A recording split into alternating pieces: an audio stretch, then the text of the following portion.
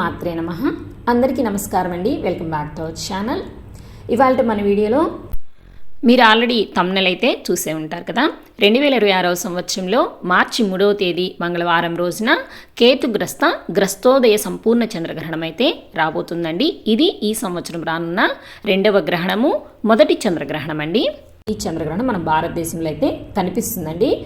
గ్రహణ సమయంలో ప్రకృతిలో అనేక మార్పులు అనేటివి సంభవిస్తూ ఉంటాయండి. కాబట్టి గ్రహణ సమయంలో గర్భిణీ స్త్రీలు ఎవరైనా ఉన్నట్లయితే వారు కొన్ని తేలికపాటి జాగ్రత్తలు అయితే తీసుకోవాలి అని మన పెద్దవారు అయితే పూర్వకాలం నుంచి అయితే చెప్తూ ఉన్నారు కదండి. ఆ జాగ్రత్తలు ఏమిటి అనేది ఈ వీడియోలో అయితే మీకు క్లియర్గా అయితే మెన్షన్ చేస్తాను. అలాగే నాకు చాలామంది కామెంట్స్ కూడా చేస్తూ ఉన్నారు కాబట్టి ఈ వీడియో అయితే చేస్తున్నానండి. అలాగే గ్రహణం యొక్క పట్టు విడిపి సమయాల గురించి కూడా నేను ఆల్రెడీ మన ఛానల్లో ఇంతకుముందు వీడియో అయితే చేశానండి. కానీ చాలామంది కూడా ఒక డౌట్ అయితే అడుగుతూ ఉన్నారండి. ఏంటంటే యూట్యూబ్లో చాలామంది ఒక్కొక్క వీడియోలో ఒక్కొక్క టైమింగ్స్ అనేవి చెప్తూ ఉన్నారండి. మేము ఏ టైం పాటించాలి, కరెక్ట్ టైమింగ్స్ ఏంటి అని అడుగుతూ ఉన్నారండి. కాబట్టి నేను టైమింగ్స్ మీకు ప్రూఫ్స్తో చూపిస్తూ వీడియో అయితే చేస్తానండి. అంటే మనకి ఏ గ్రహణం ఉన్నా కూడా మన తెలుగు పంచాంగంలో మెన్షన్ చేస్తారండి. కాబట్టి ఆ పంచాంగం చూపిస్తూనే మీకు గ్రహణ పట్టు విడిపి సమయాలు అయితే చెప్తానండి. ఇదేనండి, ఇందులోనే ఉంటుంది.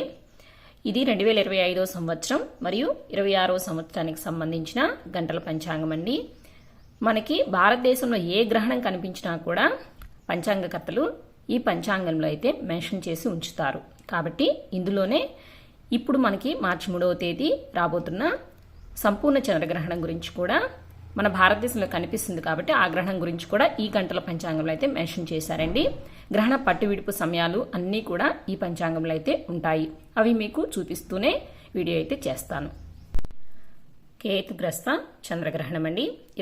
ఎప్పుడు వస్తుంది అని అంటే మార్చి 3వ తేదీ 2026వ సంవత్సరం విశ్వావసునామ సంవత్సరం పాల్గొన పౌర్ణమి రోజున పాడ్యమి గడియల్లో పుబ్బా నక్షత్ర సమయంలో ఈ గ్రహణము సాయంత్రము 6:16 నుంచి మోక్షకాలం సాయంత్రం 6:47 ఈ పంచాంగంలో అయితే మెన్షన్ చేశారండి. చూసారు కదా, గ్రహణ ఆరంభము మధ్యకాలము మనకైతే కనిపించవు. భారతదేశంలో మనకి గ్రహణము ప్రపంచవ్యాప్తంగా మధ్యాహ్నం 3:19 ప్రారంభమవుతుందండి. కానీ మనకి 3:19 మనకి భారతదేశంలో చంద్రుడైతే కనిపించడు కదండి. కాబట్టి దాన్ని ఈ పంచాంగంలో అయితే వాళ్ళు మెన్షన్ చేయలేదు. మనకి సాయంత్రం చంద్రోదయం అయిన తర్వాత మాత్రమే మనకి చంద్రుడు కనిపిస్తాడు. కాబట్టి మనకి ఆ సమయమే వాళ్ళు లెక్కలోకి తీసుకుని ఈ విధంగా పంచాంగంలో అయితే వాళ్ళు ఇవ్వడం అయితే జరిగిందండి. సాయంత్రం 6:16 నుంచి సాయంత్రం 6:47 వరకే మనకి గ్రహణం అయితే ఉంటుంది మన భారతదేశంలో. చాలా మంది గ్రహణం టైమింగ్స్ గురించి కన్ఫ్యూజ్ అవుతూ మనకి కామెంట్స్ అయితే చేస్తూ ఉన్నారండి. కాబట్టి వారి కోసం అయితే నేను ఈ విధంగా ప్రూఫ్స్ అయితే చూపిస్తూ వీడియో అయితే చేశాను.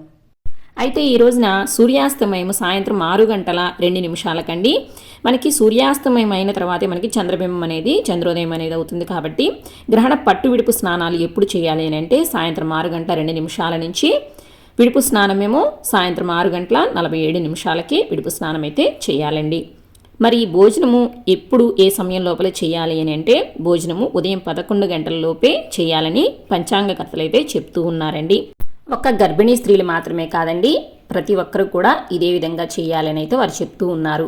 మరలా ఎప్పుడు మరి భోజనం చేయాలండి అని అంటే సాయంత్రం చంద్రగ్రహణం కంప్లీట్ అయిన తర్వాత 6:47 కంప్లీట్ అయిపోతుంది కదండి. ఆ తర్వాత శుభ్రంగా స్నానం చేసుకుని అప్పుడు వంట చేసుకుని భోంచేయమని అయితే చెప్తున్నారు. మరి అంతసేపు ఉండలేము అని అనుకునేవారు కనీసం గ్రహణం మనకి మొదలవ్వక ముందే ఒక 2-3 గంటల ముందులే ఏదైనా సరే తినడానికి ట్రై చేయండి. అంతేకాని గ్రహణ సమయంలో మాత్రము తినకండి.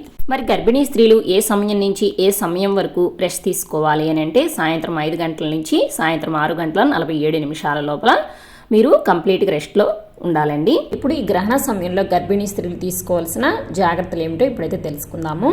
గ్రహణం ఉన్న సమయంలో గర్భిణీ స్త్రీలు ఆ గ్రహణాన్ని కంటితోటి ప్రత్యక్షంగా కానీ పరోక్షంగా కానీ అయితే అస్సలు చూడటానికి ప్రయత్నం చేయకూడదండి. అంతేకాకుండా ఆ సమయంలో వారు ఇంట్లోనే ఉండాలి కానీ బయటికైతే రాకూడదు. అంతేకాకుండా వీరు ఉన్న గదిలో ఆ గ్రహణం యొక్క కిరణాలు గది లోపలికి పడకుండా జాగ్రత్తలు అయితే తీసుకోవాలండి. అంటే కిటికీలకి కర్టన్స్ అవి వేసుకొని ఆ కిరణాలు అవి లోపల పడకుండా జాగ్రత్త అయితే తీసుకోవాల్సి ఉంటుంది. అలాగే మరొక ముఖ్యమైన నియమం ఏమిటంటే గ్రహణం స్టార్ట్ అవ్వడానికి ముందుగానే మనకి ఇంట్లో ఊరగాయ పచ్చళ్ళు కానీ లేదా పాలు, పెరుగు, నెయ్యి ఇలా ఉంటాయి కదండి, వాటన్నిటి మీద కూడా గ్రహణం స్టార్ట్ అవ్వడానికి ముందుగానే దర్బలను అయితే వేసించుకోండి. ఈ దర్బలు అయితే మనకి అన్ని సూపర్ మార్కెట్లో కూడా దొరుకుతూనే ఉంటుంది. ఒకవేళ మీకు అలా దొరకలేదనుకోండి, మీకు దగ్గర ఏదైనా ఆలయాలు ఉన్నట్లయితే ఆలయాలకు వెళ్ళి అక్కడ పూజారిని అడిగినా కూడా మీకు దర్బ అనేది ఇస్తారండి. లేదు మాకు అలా కూడా కుదరలేదండి అనుకునేవారు తులసి ఆకులు అయితే ప్రతి ఒక్కరికి కూడా అవైలబుల్గానే ఉంటాయి కాబట్టి తులసి ఆకులనైనా కూడా వేసి ఉంచుకోండి తప్పనిసరిగా. ఇది మాత్రం అసలు మర్చిపోకుండా ప్రతి ఒక్కరూ కూడా చేయండి. అలాగే మంచినీళ్ళ బిందెల పైన కూడా వేసి ఉంచుకోండి. అలాగే గ్రహణం స్టార్ట్ అవ్వక ముందు పట్టు స్నానాన్ని, గ్రహణం పూర్తయిన తర్వాత విడుపు స్నానాన్ని అయితే తప్పనిసరిగా చేయాలండి. అంతేకాని గ్రహణము ఉన్నప్పుడు అంటే గ్రహణం స్టార్ట్ అయిన తర్వాత మధ్యలో ఎప్పుడు పడితే అప్పుడు స్నానం అయితే అస్సలు చేయకూడదండి. గ్రహణం స్టార్ట్ అవ్వక ముందులా గ్రహణం పూర్తయిన తర్వాత మాత్రమే చేయాలి. ఈ నియమం ఒక గర్భిణీ స్త్రీలకు మాత్రమే కాదండి, ప్రతి ఒక్కరికి కూడా ఈ నియమం అనేది వర్తిస్తుంది. కాబట్టి ఈ నియమం మాత్రం తప్పనిసరిగా ప్రతి ఒక్కరు కూడా తప్పనిసరిగా పాటించండి. గ్రహణ సమయంలో ఎటువంటి ఆహార పదార్థాలను అయితే తీసుకోకూడదండి. ఎందుకంటే మనకి గ్రహణ సమయంలో జీర్ణ వ్యవస్థ అనేది సరిగ్గా పనిచేయదండి. కాబట్టి ఆ సమయంలో ఎటువంటి ఆహార పదార్థాలు అయితే తీసుకోకూడదని అయితే చెప్తూ ఉన్నారు. ఇది గర్భిణీ స్త్రీలు మాత్రమే కాదండి, నార్మల్ పీపుల్ కూడా ఇదే విధంగా చేయాలన్నమాట. కానీ ఒక్కొక్కసారి గ్రహణము చాలా టైం అయితే ఉంటుందండి. మరి అంత టైం కూడా గర్భిణీ స్త్రీలు ఆహారం తీసుకోకుండా ఉండాలంటే వాళ్ళకి చాలా ఇబ్బందిగా అనిపిస్తూ ఉంటుందండి. ఆకలి అనేది వేస్తూ ఉంటుంది. కాబట్టి వాళ్ళు ఏం చేయాలంటే ఆ టైంలో వాటర్ తీసుకోవచ్చు, లేదా ఏదైనా పండ్ల రసాలను తీసుకోవచ్చండి. అంటే ద్రవ పదార్థాలను తీసుకోవచ్చు, కానీ ఘన పదార్థాలను మాత్రం అసలు తీసుకోకూడదండి. గ్రహణ సమయంలో గర్భిణీ స్త్రీలు పదునైన వస్తువులకైతే దూరంగా ఉండాలండి. అంటే ఆ సమయంలో కూరగాయలు కట్ చేయడం కానీ, ఫ్రూట్స్ కట్ చేయడం కానీ, లేదా వంట చేయటం లాంటివి కానీ అలాంటివి అయితే అస్సలైతే చేయకూడదండి. అంతేకాకుండా గర్భిణీ స్త్రీలు గ్రహణ సమయంలో లోహపు వస్తువులకి దూరంగా ఉండాలండి. అంటే మనకి ఒంటి మీద గుండు పిన్నులు కానీ, హెయిర్ పిన్నులు కానీ, పిన్నీసులు కానీ ఇలాంటివి మనకి తల్లో పిన్స్ కానీ ఇలాంటివి ఏవీ లేకుండా ఉండే విధంగా చూసుకోవాలండి మనము. ఇంకా ఈ గ్రహణ సమయంలో గర్భిణీ స్త్రీలు ప్రశాంతంగా పడుకొని ఉంటే చాలా మంచిదండి. ఎటువంటి టెన్షన్స్ లేకుండా, ఎటువంటి శారీరక శ్రమ లేకుండా మనసుని ప్రశాంతంగా ఉంచుకొని పడుకొని ఉంటే చాలా మంచిదండి.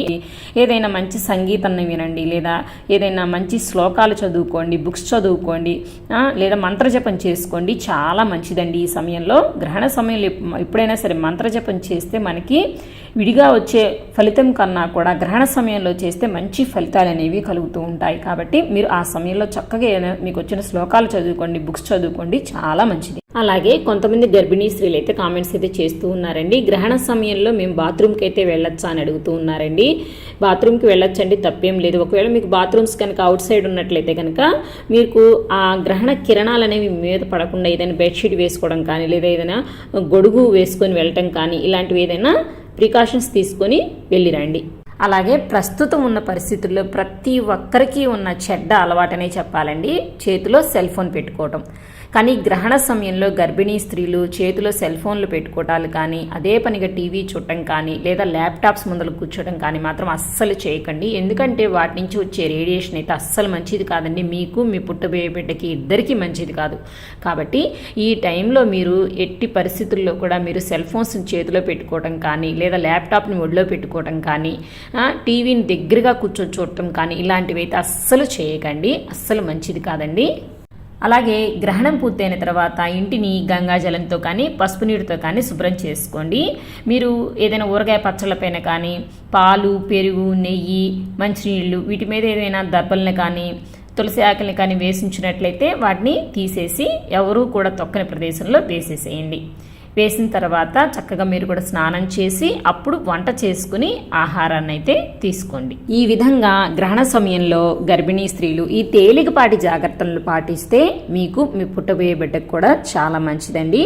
ఇంకా నాకు తరచుగా చాలామంది చేసే కామెంట్స్ ఏమిటి అని అంటే, ఈ గ్రహణ నియమాలను ఎవరెవరు అంటే ఏ నెలలోపు వారు పాటించాలి, ఏ నెలలో ఉన్నవారు ఈ నియమాలు పాటించాలి అని అడుగుతూ ఉంటారండి. కొంతమంది ఏమిటంటే, అక్క నేను ఇప్పుడే కన్సీవ్ అయ్యాను, ఈ మంతే కన్సీవ్ అయ్యాను, మరి నేను కూడా పాటించాలా అని. మరి కొందరేమో నాకు 2 రోజుల డెలివరీ ఉందండి, లేదా రేపు డెలివరీ ఉందండి, మరి నేను కూడా ఈ నియమాలు పాటించాలా. కొంతమంది నాకు 9th మంత్ వచ్చిందండి, నేను కూడా నియమాలు పాటించాలా అని చాలామంది అయితే నాకు కామెంట్స్ అయితే చేస్తూ ఉంటారండి. నేను చెప్పేది ఏమిటంటే, కన్సీవ్ అయిన వారి దగ్గర నుంచి కూడా రేపు డెలివరీ అయ్యేవారు కూడా ఈ గ్రహణ నియమాలను పాటిస్తే చాలా మంచిదండి. ఎందుకంటే మన పెద్దవారు ఏం చెప్పినా కూడా మన మంచి కోసమే అని చెప్పేసి మనం అన్ని విషయాలు కూడా పాటిస్తూ ఉంటాం కదండి. అదేవిధంగా ఈ గ్రహణ సమయంలో కూడా మన పెద్దవారు చెప్పిన ఈ జాగ్రత్తలు పాటిస్తే మనకే మంచిది కదండి. ఎందుకంటే ఈ ఒక్కరోజే కదా మనం ఈ నియమాలను పాటించేది, ఆ తర్వాత రోజు నుంచి మరలా మన ఇష్టం వచ్చినట్టు మనం ఉంటాం. కాబట్టి ఈ ఒక్కరోజు మన కోసము, మన పుట్టబోయే బిడ్డ కోసము ఈ ఒక్కరోజు ఈ కొద్దిపాటి జాగ్రత్తలను అయితే తీసుకోండి. అలాగే మరొక ముఖ్యమైన విషయం అండి, ఈ గ్రహణము సింహరాశిలో అయితే ఏర్పడుతుందండి. కాబట్టి సింహరాశి వారు గ్రహణ శాంతులు అయితే చేసుకోవాలి. అలాగే కంప్లీట్ అయిన తర్వాత, గ్రహణం కంప్లీట్ అయిన తర్వాత శుభ్రంగా స్నానం చేసి మీకు ఏదైనా దగ్గరలో ఆలయం ఉన్నట్లయితే ఆలయానికి వెళ్ళి గ్రహణ శాంతి చేయించుకోవచ్చు. అలాగే బ్రాహ్మణులకి దానం అయితే ఇవ్వచ్చండి. నాగపడగ, బియ్యము, గోధుమలు, తెలుపు వస్త్రము, అలాగే వెండి చంద్రబింబము, ఇలా మీ శక్తి కొలది మీరు ఏవైనా సరే పంతులు గారికి లేదా దక్షిణగా కూడా పంతులు గారికి ఇచ్చి ఆశీర్వాదం అనేది తీసుకోవచ్చు.